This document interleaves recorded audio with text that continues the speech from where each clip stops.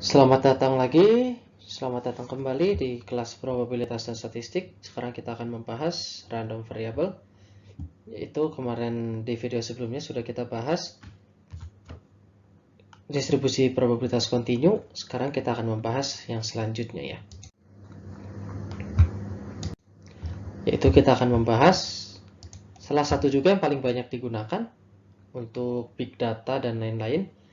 Untuk data science yaitu distribusi empiris ya, kita nggak perlu mengetahui secara teoretikalinya seperti apa bentuk distribusinya kalau kita mempunyai banyak data seperti itu ya.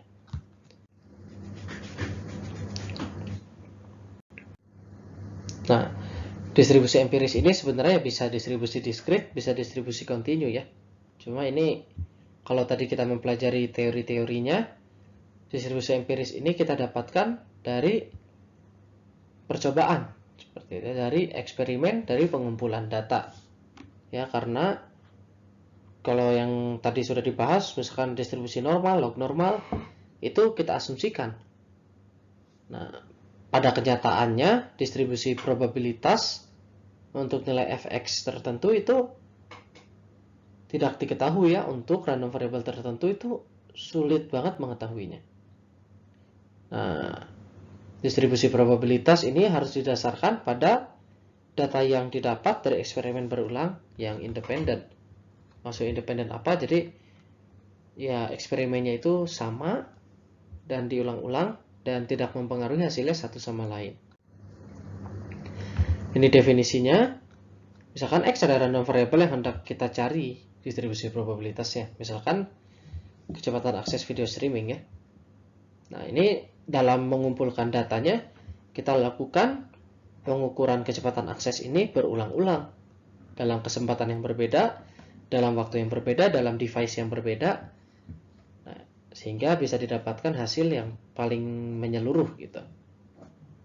Nah, nilainya, fungsi distribusi kumulatif, kita dapatkan nilainya sebagai berikut.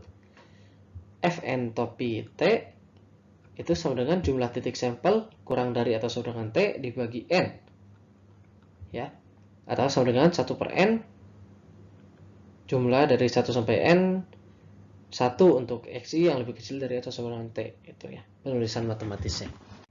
Tentunya dengan definisi yang tadi akan lumayan sulit ya untuk menerapkannya, untuk membacanya. Sehingga dalam penerapannya kita seringkali mengelompokkan data-data yang kita dapat itu ke dalam interval-interval. Karena misalkan kecepatan akses video streaming, kita nggak perlu sampai misalkan butuh angka 5 angka di belakang koma, enggak. Kita cuma butuh 1 Mbps atau misalkan 2 Mbps, angkanya itu nggak perlu sampai sedetil itu, sampai 2,5716 dan lain sebagainya. Nah, oleh karenanya kita kelompokkan dalam interval-interval yang mana interval ini mempunyai lebar yang sama, yaitu L. Ya, L gitu.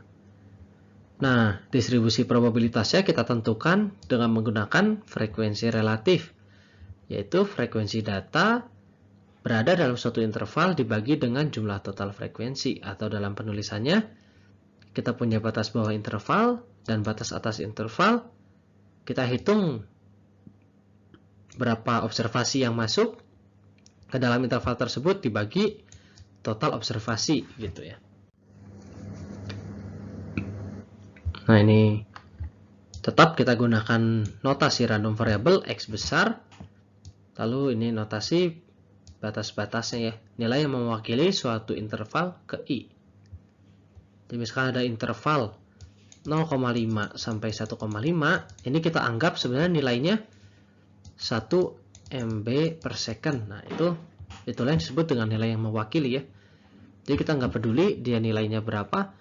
Pokoknya masuk rentang ini kita anggap nilainya 1 gitu. Nah, ini contohnya dari pengukuran nyata yang sudah dilakukan, didapatkan hasil sebagai berikut. Kita buat interval dengan jarak 0,1 MB per second, didapat misalkan dari 0 sampai 3 MB per second. Gak ada data yang lebih besar dari ini, sehingga ya kita hilangkan gitu ya. Misalnya ini masih bisa lebih besar lagi sampai 10 sampai berapa, tapi data yang didapat seperti ini gitu. Nah, kita mempunyai frekuensi untuk tiap-tiap tiap-tiap intervalnya. Kita bisa tentukan probabilitasnya. Jumlah total ada 398 data. Maka kita dapatkan misalkan untuk interval nomor 1 26 frekuensinya dibagi 398. Didapat probabilitasnya yaitu 0,065. Misalkan yang nomor 2 nih 133, berarti probabilitas